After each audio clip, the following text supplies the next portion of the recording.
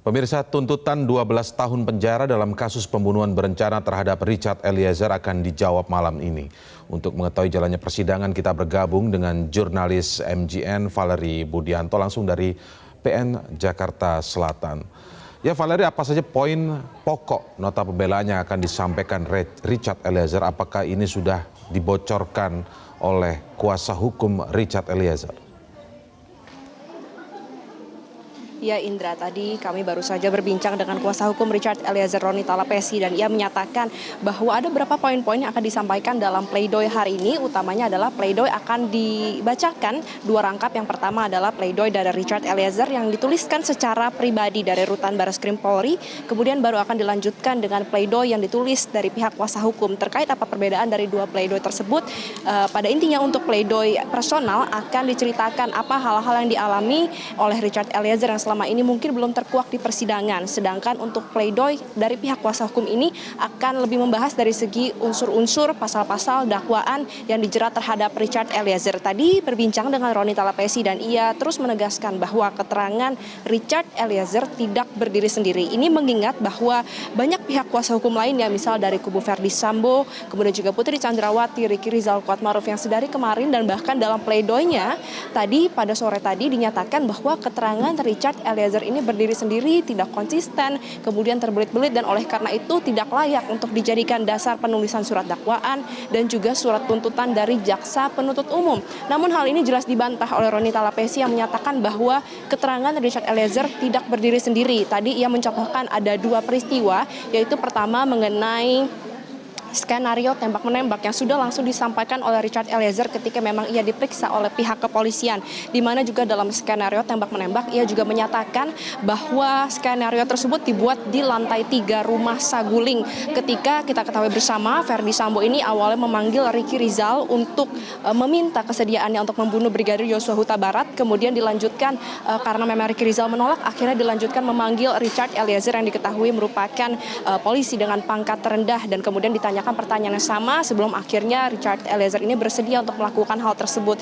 Jadi itu juga menjelaskan bahwa keterangan Richard Eliezer ini sudah berkesesuaian dengan keterangan terdakwa lainnya. Selain mengenai skenario tembak-menembak yang dirancangkan di lantai 3 rumah saguling, tadi Roni Talapesi juga sempat menyebutkan mengenai senjata yang diamankan. Dalam hal ini berdasarkan keterangan dari Ricky Rizal, dinyatakan bahwa memang Ricky Rizal ini melihat ada senjata Brigadir Yosua Huta Barat yang diamankan di dashboard dan kemudian diserahkan oleh Richard Eliezer kepada pihak Ferdy Sambo. Jadi bisa disebutkan juga bahwa keterangan dari Richard Eliezer ini selaras dengan keterangan yang disebutkan dari Ricky Rizal, dan masih akan ada hal-hal lain yang terkuak di persidangan, misalnya mengenai perintah jabatan dan juga daya paksa dalam pasal 51 ayat 1 KUHP dan juga pasal 48 KUHP, di mana dinyatakan seharusnya terhadap Richard Eliezer ini dapat diterapkan dasar penghapus pidana, yaitu alasan pembenar dan juga alasan pemaaf yang tercantum dalam kedua pasal tersebut. Hal ini karena Richard Eliezer ini hanya menjalankan perintah dari atasan yang berwenang kala itu, yaitu Ferdy Sambo, sehingga harusnya unsur pertanggungjawaban pidana ini beralih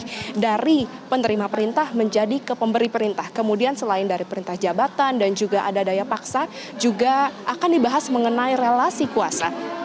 Relasi kuasa ini sering digambarkan karena memang jabatan dari Ferdy Sambo dan juga Richard Eliezer ini yang bagaikan langit dan bumi, sehingga memang diketahui Richard Eliezer ini akan menjadi sangat takut dan juga menjadi kebingungan apabila harus menolak perintah dari Ferdy Sambo. Ini juga dikonfirmasi dari ahli psikologi yang menyatakan bahwa memang untuk institusi Polri ini sudah dididik agar setiap bawahan ini selalu patuh kepada atasannya, sehingga memang itu menunjukkan betapa tingginya relasi kuasa yang ada dan juga menyulitkan Richard Eliezer untuk menolak perintah dari Ferdy Sambo.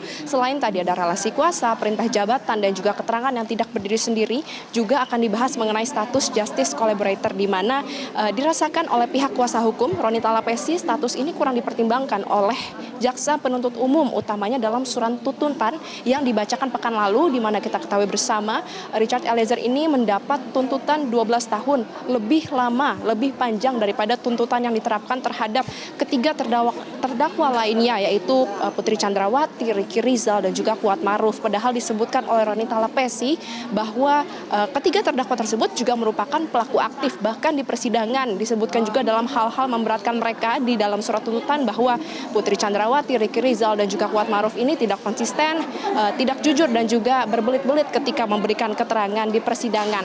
Kemudian selain ada status dari Justice Collaborator, kemudian juga akan dibahas mengenai perintah hajar. Kita ketahui bersama bahwa kemarin dalam pleidoinya Verdi Sambo ini terus menekankan bahwa perintah yang diberikan adalah hajar cat dan bukan perintah untuk menembak.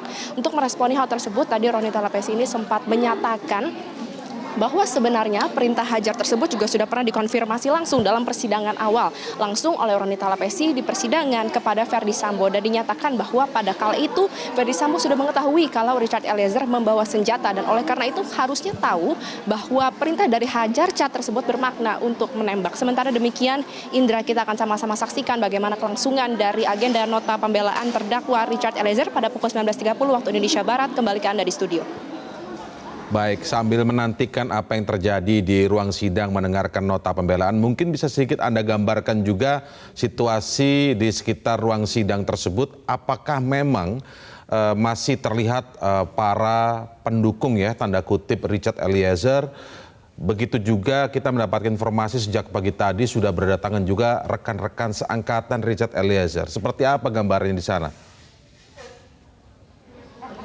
Ya, benar sekali Indra, untuk situasi terkini di depan Pengadilan Negeri Jakarta Selatan sudah dipenuhi dengan pendukung Richard Eliezer yang mengatasnamakan dirinya sebagai Eliezer's Angels, di mana kita ketahui bersama bahwa untuk pendukung mereka ini sebenarnya sudah hadir sejak persidangan awal sidang perdana Richard Eliezer dan terus hadir hingga saat ini.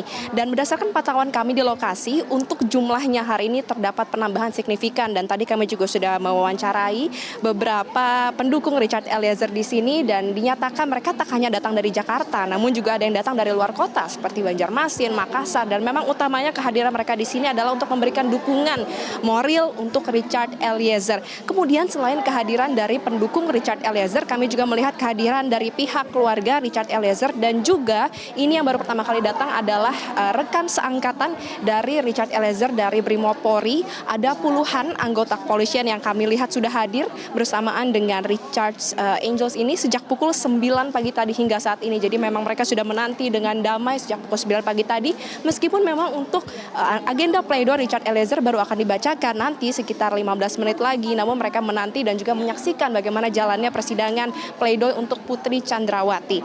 Demikian Indra. Baik, sama-sama kita nantikan ya jalannya pembacaan nota pembelaan atau pledoi dari Richard Eliezer secara pribadi maupun kuasa hukumnya. Terima kasih Valerie Budianto, selamat bertugas kembali, melaporkan langsung dari Pengadilan Negeri Jakarta Selatan.